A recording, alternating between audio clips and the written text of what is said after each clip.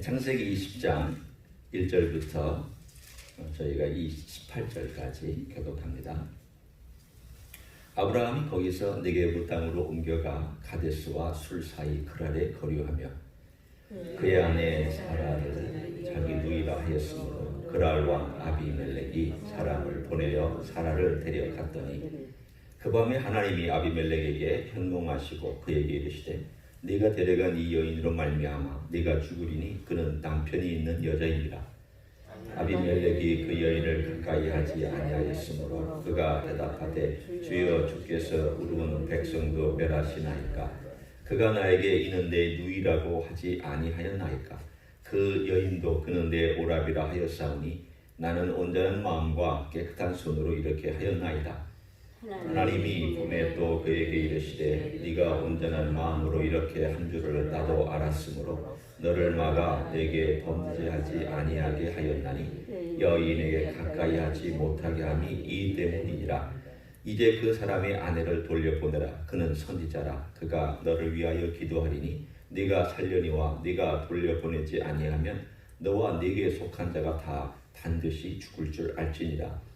아비멜렉이 그날 아침에 일찍이 일어나 모든 종들을 불러 그 모든 일을 말하여 들려주니 그들이 심히 두려워하였더라. 아비멜렉이 아브라함을 불러서 그에게 이르되 네가 어찌하여 우리에게 이렇게 하느냐. 내가 무슨 죄를 네게 범하였기에 네가 나와 내 나라가 큰 죄에 빠질 뻔하게 하였느냐. 네가 합당하지 아니한 일을 내게 행하였도다 하고 아비멜렉이 또 아브라함에게 이르되 네가 무슨 뜻으로 이렇게 하였느냐. 아브라함이 이르되 이곳에서는 하나님을 두려워함이 없으니 내 아내로 말미암아 사람들이 나를 죽일까 생각하였으며 또 그는 정말로 나의 이복 누이로서 내 아내가 되었음이니라. 하나님이 나를 내 아버지의 집을 떠나 두루 다니게 하실 때에 내가 아내에게 말하기를 이후로 우리의 간 곳마다 그대는 나를 그대의 오라비라 하라. 이것이 그대가 내게 베풀 은혜라 하였었노라. 아비멜렉이 양과 소와 종들을 이끌어 아브라함에게 주고 그의 아내 사라도 그에게 돌려보내고 아브라함에게 이르되 내 땅이 네 앞에 있으니 내가 보기에 좋은 대로 거주하라 하고 사라에게 이르되 내가 은 1000개를 내 오라버니에게 주어서 그것으로 너와 함께한 여러 사람 앞에서 네 수치를 가리게 하였노니 내 일이 다 해결되었느니라. 아브라함이 하나님께 기도하며 하나님이 아비멜렉과 그의 아내와 여종을 치료하사 출산하게 하셨으니 여호와께서 이왕에 아브라함의 아내 사라의 일로 아비멜렉의 집의 모든 대를 닫으셨음이더라. 아멘. 우리가 이 10장의 사건을 읽으면 한편으로는 이런 생각이 듭니다. 이런 남편을 두고 살아가는 아내가 어떤 생각이었을까? 그 시대는 그런 습관이 있다라고 가정을 해도 어떤 마음이었을까? 만약 하나님께서 막지 아니하셨다면 2번이나 75세 즈음에 그리고 지금은 99세 아직 이삭이 나기 바로 전이니까 99세 즈음에 2번이나 이런 일들을 겪고 나서 하나님이 막지 아니하셨다면 어떻게 될 뻔했습니까? 아브라함은 자기 아내를 빼앗길 뻔했죠. 그런데 24~25년 전에 일어났던 이 사건을 경험으로 알고 있는데 그리고 24년이라고 하는 믿음의 발전, 이제 하나님을 딱 한 번 만난 것도 아니고 여러 번 만나고 18장에서는 하나님과 교제도 했고 하나님이 친히 찾아오셔서 내년 이맘때에 내가 오면 아들이 있을 거다. 아브라함이 웃어서 너 아들의 이름을 웃음이라고 쳐. 또 사라도 웃으니까 너 웃었다. 아니라 네 웃었다.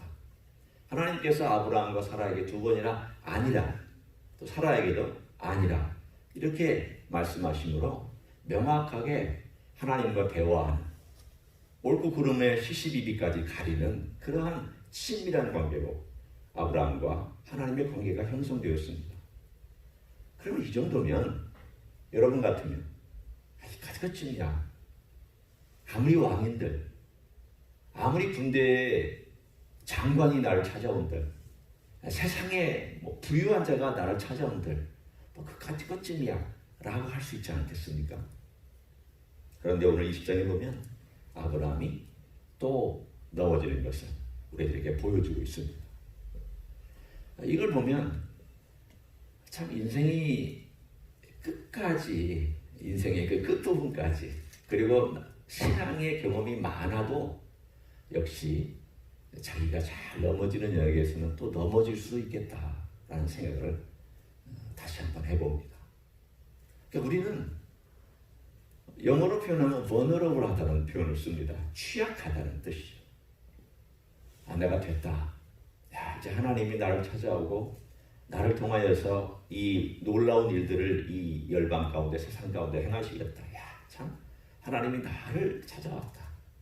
은혜죠. 분명히 은혜입니다. 그런데 그 은혜를 받아들이는 순간 자기도 모르게 그 은혜가 당연시 되어지거나, 혹은 내가 하나님과 교제했다라고 하는 어떤 그것이 나도 모르게 어떤 일종의 자격, 일종의 내 레벨이 좀 올라가는 것 같은 느낌, 그리고 내가 이런 정도의 수준까지 되었다라고 하는 자만한 마음, 어떤 건지 20장에는 전혀 얘기하지 않습니다. 다만 제가 지금 이 사건이 있기 때문에 여러 것들을 조합해서 볼 때 그렇게 되었을 것이다 라고 추정하고 있는 것 뿐입니다. 오늘 성경도 이유도 얘기하지 않습니다. 아브라함이 잘못했다고 평가도 하지 않습니다. 아무 얘기하지 않습니다. 그냥 스토리만 쫙 우리들에게 보여주고 있을 뿐입니다. 이런 상황 속에서 우리는 이것을 어떻게 평가하고 어떻게 받아들여야 되느냐. 오늘 이 본문만 가지고 아니라 나머지 쭉 앞뒤와 그리고 신약과 우리 주님의 가르침을 통해서 오늘 본문의 이야기가 도대체 뭘 가르치려고 하는 것일까? 뭘 드러내려고 하는 것일까? 이것을 알 필요가 있습니다. 오늘 아브라함이 거짓말했죠. 반은 거짓말이고 반은 사실입니다. 거짓말이 왜 거짓말인가 하면 사실은 정확한 의미에서 자기 아내인데 아내라고 하는 것을 숨겼으니까 거짓말이죠. 이복누이기 때문에 누이라고 하는 것은 맞죠. 그러면 이 아브라함의 동기가 어디에 있었습니까? 이렇게 하자고 한 동기가 어디에 있었습니까? 오늘 본문에 아비멜렉 앞에서 아브라함이 이실직고 할 때 그 실수를 합니다. 내가 이 땅에 오면 하나님을 경외하는 그런 사람들이 없을 것이다. 그러니 당신이 나를 오빠라고 하고 내가 당신을 누이라고 그렇게 해서 우리가 목숨을 구원하자. 어떻습니까? 이것이 하나님의 명령을 따라서 이제까지 쭉 진행되어 왔던 아브라함이 해야 할 그러한 말과 태도였을까요? 아니죠. 어느 순간인가는 이렇게 고쳤어야 됐죠. 아내요, 살아요. 우리가 떠날 때에는 두려워서 이렇게 떠났지만 이제는 우리가 그렇게 떠나지 맙시다. 우리 떠나지 말고 이제는 하나님께서 우리를 지켜주시고 하나님께서 우리와 함께 하시니까 이제는 당신과 내가 떳떳하고 당당하게 살아갑시다. 이렇게 고쳤어야 되죠. 어느 순간인가. 24년이라는 기간이 흘렀잖아요. 24년이라는 시간이 흐르는 동안에 하나님과 교제했잖아요. 하지 않았습니다. 오늘 여기에 쭉 나와 있는 아브라함의 거짓말. 그것 때문에 아비멜렉이라고 하는 이방 왕 앞에서 당하는 수치. 또 그 수치 때문에 앞에서 와서 변명하는 모습들을 보면 사뭇 아브라함이 아니라 여전히 아브람 같은 그러한 삶을 살고 있는 것을 우리에게 보여줍니다. 인간이 바로 그러한 모습을, 내 안에도 그러한 모습을 가질 수 있다는 것을 보여줍니다. 그런데 놀라운 것은 이 20장에 나와 있는 사건에 가장 중요한 것이 있습니다. 그것은 아브라함이 아닙니다. 아브라함이 이렇게 실수했음에도 불구하고 하나님이 그에게 모든 것들을 다 보장해 주시고 실수해도 괜찮다도 아닙니다. 오늘 이 본문을 가지고 하나님이 선택하신 사람은 이렇게 거짓말해도 하나님이 보호해 주시는구나. 이렇게 하나님이 보호해 주신 사람은 거짓말해도 아무 대가도 지불하지 않고 이렇게 하나님이 다 뒷바라지 해주는구나. 그 얘기를 하려고 주신 본문 아닙니다. 어떤 때는 부흥사들이 이런 본문을 가지고 하나님 믿는 사람은 뭘 하든지 다 하나님이 보호한다. 뭘 손대든지 하나님이 다 흥왕하게 한다. 그 얘기하려는 거 아닙니다. 뭘 하도가 아니라 어떻게 행하는가도 중요하고 무엇을 행하는가도 중요하고 하나님의 방식이냐 아니냐도 중요하고 이것이 참되냐 아니냐도 중요합니다. 그러나 오늘의 이야기는 지금 초점이 거기에 맞춰있지 않습니다. 어디 있는가? 하나님께서 어떻게 아브라함의 삶 속에 개입하셔서 역사하셨는가를 보여주기 위한 본문입니다. 왜 개입하셨을까요? 그것부터 한번 우리가 발견해 보기를 원합니다. 이때가 사라가 임신했을 것입니다. 지금 이 19장의 사건과 20장의 사건과 21장의 사건은 쭉 연결되어 있습니다. 뚝 떨어져 있는 사건이 아닙니다. 우리가 그전에는 어떤 사건이 있을 때 갑자기 십몇 년이 흘러가지고 또 뚝 떨어져서 나타나고 그 다음에 또 뚝 떨어져서 나타나지만 19장, 20장, 21장 그 앞뒤 18, 19, 20, 21은 마치 1년 안에 다 일어난 사건들입니다. 그러면 지금 사라가 그 태에 약속의 아들을 하나님이 약속한 그 아들을 갖고 있는데 하나님이 이 사라를 보호해 주시지 않냐면 누가 보호해 주시겠습니까? 지금 남편이 사라를 보호하고 있지 않은데 아브라함이 아내를 보호하고 있지 않을 이때에 하나님이 보호하시지 아니하면 누가 보호하시겠습니까? 오늘 가장 취약해져 있는 한 여인, 사라라고 한 여인, 남편이 이렇게 하자고 그랬으니까 그렇게 했겠지만 위험하고 우리 전체의 목숨이 달려있으니까 우리 모든 친족들과 우리의 모든 종들의 목숨을 위해서 일종의 네가 좀 그렇게 해달라 이거 아니겠습니까? 이 모든 것들을 위해서 이것이 대의라고 한다면 여인으로서 취약한 여인으로서 그렇게 할 수밖에 없는 이런 상황 속에서 하나님께서 어떻게 아브라함의 가정을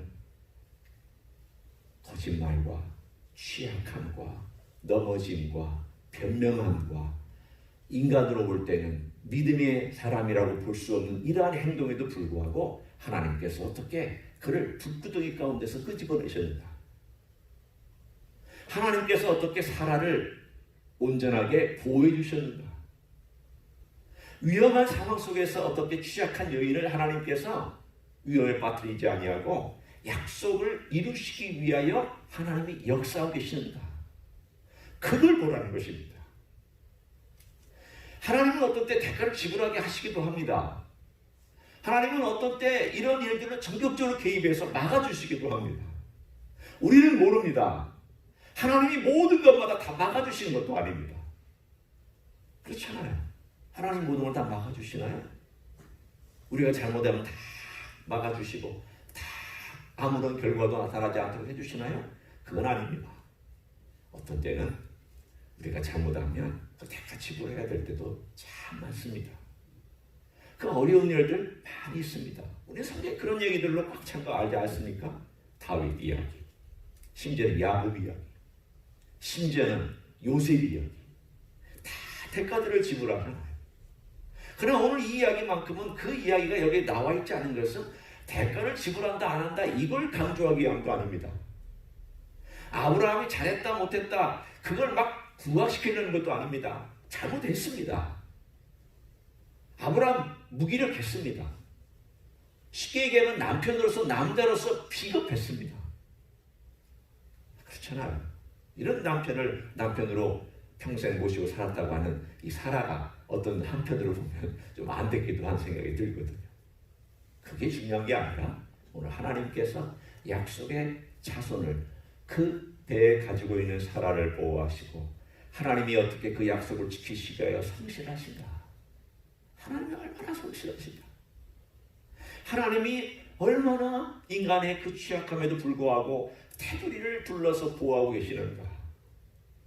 그 하나님이 마음먹은 일들을 행하시는 과정 속에 어떻게 그 역사가 아름답게 흘러가고 있는가? 하나님의 솜씨를 보여주고 있는 한 이야기입니다. 저는 이 이야기를 통해서 이런 생각을 해봅니다. 창세기의 모든 이야기는 인물들이 죽었다 또 나타나고 자손들이 또 생겨나고 한 사람이 죽으면 또 사람들이 나타나고 주인공들이 있다가 없다가 하지만 줄기차게 흐르고 있는 한 이야기. 그 이야기가 뭔가요? 하나님의 이야기예요. 줄기차게 흐르고 있는 이야기가 뭘까요? 하나님의 은혜의 이야기예요. 줄기차게 흐르고 있는 이야기가 뭘까요? 하나님의 구원의 이야기예요. 줄기차게 흐르고 있는 이야기가 뭘까요? 하나님께서 어떻게 인간을 다루시느냐, 그리고 하나님께서 은혜를 베푸시는 인생을 참 어떻게 생각하면 찌질이 같고 못나고 바보 같고, 그리고 하나님을 이해하는 면에서 이해했다고 생각하는 그 순간 넘어지는 인생에도 불구하고 하나님이 얼마나 성실하게 그 인생들을 붙잡아주고 가시느냐. 하나님의 사랑의 이야기가, 하나님의 임재 이야기가 오늘 본문에도 등장하고 있습니다. 하나님의 꿈에 나타나서도 가르쳐 주시잖아요. 이방 왕인데도 가르쳐 주시잖아요. 하나님께서 심지어 뭐라고 말씀하셨느냐면 아브라함 보고 선지자다. 아브라함이 무슨 선지자입니까? 어떤 의미에서 선지자라고 얘기할 수 있습니까? 우리가 선지자라고 하는 이 정의 안에는 아브라함이 사실은 들어가지 않습니다. 그런데 하나님께서 선지자라고, 이 모든 것들이 왜 어디서부터 나온 것일까요? 아브라함의 행위 아닙니다. 아브라함이 잘나서도 아닙니다. 자격이 있어서도 아닙니다. 아브라함이 예언을 잘해서도 아닙니다. 아브라함이 그야말로 하나님을 오늘 잘 섬기다가 넘어진 이 사람하고 선지자라고 했으니 잘 생각해 보십시오. 뭐가 잘나서 하나님께서 그를 선지자라고 칭해 주셨습니까? 가만히 생각하면 이런 생각이 들어요. 너가 바로 이런 20장에 있는 주인공이 바로 너다. 네가 바로 아브라함과 같은 입장이다. 한편으로 생각하면 24년 동안 하나님을 잘 섬기다가 결정적인 순간에 넘어지는 아브라함을 보면 하나님, 이게 믿음의 사람입니까?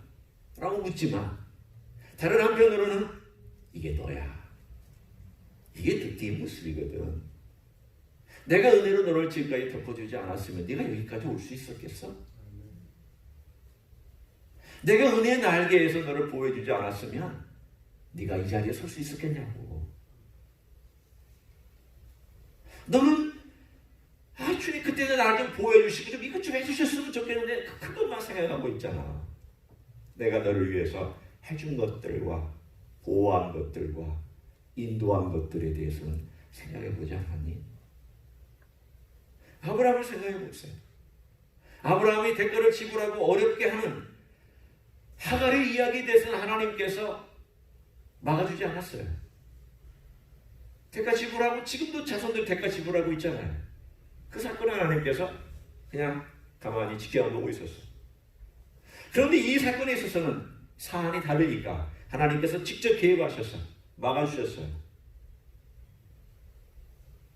이런 일들을 우리가 보면서 하나님께서 그분이 행하는 모든 일들이 이럴 때는 이렇고 저럴 때는 저러기 때문에 다 측량하지 못합니다. 이해하지도 못합니다. 다만 한 가지 명확한 건 있습니다. 하나님께서 임재로 함께 하신다는 거예요. 아브라함이 가는 곳마다 함께 하셨어요. 어떨 때는 지켜만 보시고 나중에 개입하셨고, 어떨 때는 위험하니까 바로 개입하셨어요. 그러나 명확한 한 가지는 하나님이 아브라함과 함께 하셨다는 거예요. 이 하나만큼 변함이 없어요. 하나님께서 아브라함을 선택하고 갈대우를 떠난 그 순간부터 하나안 땅을 거쳐서 그리고 가나안 땅에 들어와서 우여곡절을 겪는 수많은 사건들이 있었습니다. 그 모든 사건들 속에서 하나님은 아브라함을 떠난 적이 없습니다. 아브라함의 실수도 지켜봤습니다. 근데 왜 어떤 건 놔두시고 어떤 건 개입하셨을까요? 제가 정리한 것은 이것입니다. 이 모든 과정을 통해서 하나님께서 아브라함을 가르쳐주고 있습니다. 하나님과 교제하는 법을 가르치고 믿음을 가르치십니다. 믿음이 뭔지에 대하여 훈련시키십니다. 네가 한 번 믿었다고 믿음이 그냥 그대로 다 성장하는 거 아니다. 자동적으로 성장하는 거 아니다. 나와의 관계는 매일매일 그리고 순간순간 사건 속에서 항상 발전하고 진전해야 되는 것이다. 아브라함이 이 99세에 얼마나 창피한 마음이었을까.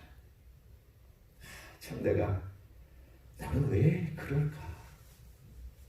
내가 24년 전에 애굽 땅에 가서도 이런 실수를 했는데 또 아비멜렉이라고 하는 또 왕 앞에서 나는 그렇게 왕에게 약할까? 그렇잖아요. 애굽 왕에게 약하고 아비멜렉이라고 하는 왕에게 약하고 왜 나는 이렇게 왕에 약할까? 왜 나는 이렇게 나라의 왕들 앞에서는 하염없이 초라해질까? 하나님께서 나보고 아브라함에서 만국의 아비라고 이렇게 세워졌는데 나는 이 만국의 아비라고 하기에는 나는 만국의 종 같은 그런 느낌을 갖고 있으니 참 내 모습이 뭘까? 그리고 나서 아브라함이 어떤 마음으로 하나님을 찾았을까요? 하나님, 저는 참 약합니다. 하나님, 저는 참 부족합니다. 하나님의 은혜가 아니면 제가 이 땅에서 살아갈 수가 없습니다. 제가 어떻게 살아갈 수 있습니까? 하나님은 이 모든 과정을 통해서 아브라함 속에 하나님의 임재와 하나님의 도우심이 어떤 것인지를 실패를 통해서도 배우게 하시고 이 모든 과정을 통하여서 그가 하나씩 자기의 몸 가운데 자기 몸의 일부가 되도록 습득하도록 그를 쭉 이끌고 가시는 하나님이십니다. 그게 우리에게 계신 예수님이시기도 해요. 어떤데 예수님이 왜 여러분의 기도를 바로 안 들어주세요? 왜 내 기도를 바로 안 들어주세요? 왜 예수님께서 어떤 때 막아주셨으면 참 좋겠는데 왜 바로 안 막아주시고 그거 다 대가 지불하게 하시고 어떨 때는 힘들게 하시고 어떨 때는 왜 그렇게 어려운 일들을 겹쳐서 보내셔서 내 마음을 담담하게 했는지 어떨 때는 섭섭하죠. 하나님께 주님께 섭섭하고 어떨 때는 내 마음대로 안 되는 것 때문에 힘들기도 하고 실망하기도 하고 왜 그럴까요? 왜 하나님은 그때는 이렇게 하시고 이때는 이렇게 하시고 모든 것이 하나님께서 그분의 주권 아래 그분의 날개 아래 그분의 프로그램 아래 그분의 주권 아래 그분의 인도하심 아래 그분의 손길 아래 이 모든 것들을 이끌고 가고 계십니다. 저는 이 사실을 분명히 믿습니다. 이 사실을 우리가 믿는다면 아브라함의 생애를 통하여서 있었던 것과 똑같이 주님께서 우리의 목자가 되셔서 우리의 약한 것들을 다 아시고 내 개개인의 성향과 취향과 취약함과 그리고 강함과 약함을 다 아시고 우리를 믿음의 사람으로 이끌고 가시는 줄로 믿습니다. 믿음은 발전하는 거지. 믿음은 멈추어서는 안 되고 믿음은 성장해야지. 믿음은 제자리에 있어서는 안 됩니다. 하나님께서 이렇게 가르치실 때마다 그 안에서 주님의 은혜가 얼마나 소중한지를 깨닫고 겸손하게 그 은혜를 상호하며 살아야 될 것입니다. 아브라함의 생애는 그걸 보여줍니다. 아브라함의 위대함은 믿음이 훌륭했다. 아닙니다. 실패 많이 했습니다. 결정적인 순간마다 실패한 인생입니다. 중요한 것이 어디 있을까요? 실패해도 하나님을 배워나가는 그 여정을 마감하지 않고 거기서 하나님을 더 사모하고 하나님을 더 바라보려고 했던 한 사람의 인생, 이게 믿음입니다. 믿음은 배워나가는 것이 갑자기 하늘에서 뚝 떨어지는 것 아닙니다.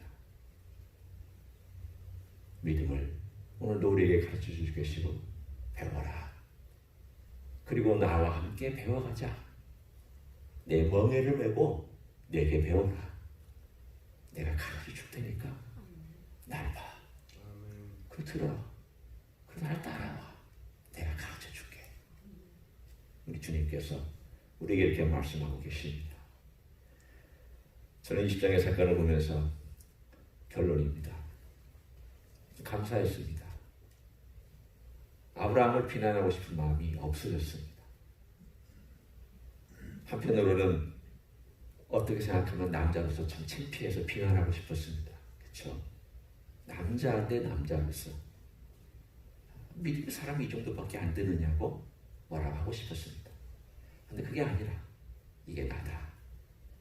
그리고 하나님이 이런 모습 속에서 내가 너를 덮어주고 있다. 그럼 내가 이 은혜가 아니면 내가 어떻게 살겠느냐. 그런 마음을 가지니까 이 십장의 사건을 기록한 그 이유와 목적을 깨닫게 되었습니다.